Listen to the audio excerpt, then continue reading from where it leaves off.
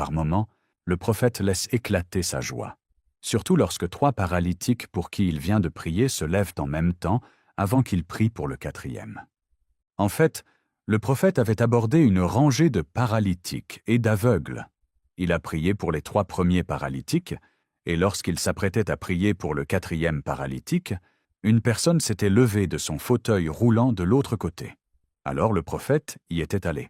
Et à son retour, il trouve tous les 3 paralytiques debout avec leurs béquilles en l'air.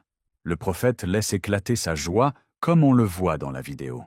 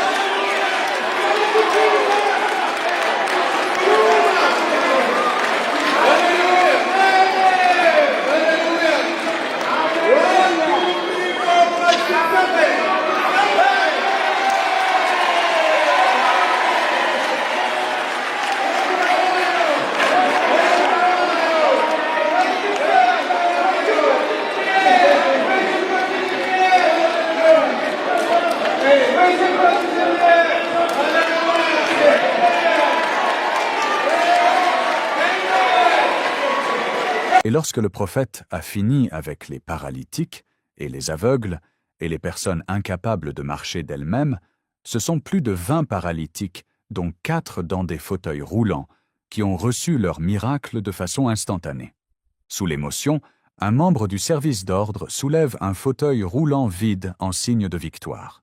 Au niveau des paralytiques ayant des béquilles, le nombre est plus grand, car il fut un petit temps où plusieurs paralytiques se levaient ensemble, jetant leurs béquilles ou quittant leur fauteuil roulant. Un vent de miracles et de guérison avait traversé le côté des paralytiques et des aveugles durant plusieurs minutes. L'expérience nous permet de dire que dans les heures qui suivent, ces chiffres pourraient doubler et augmenter sans arrêt sur plusieurs jours. De même, faute de place assise, certains paralytiques qui s'étaient levés de leur fauteuil roulant étaient à nouveau assis dans leur fauteuil roulant, soit pour suivre la suite du programme, soit pour cause de fatigue, car la ligne de prière, ce jour-là, était très longue. Une personne peut laisser ses béquilles et marcher si parfaitement qu'il est difficile de croire que cette personne marchait avec des béquilles depuis des années. À la fin du programme, l'une d'elles nous confiera que cela fait 11 ans qu'elle ne pouvait pas se tenir debout toute seule, sans béquilles.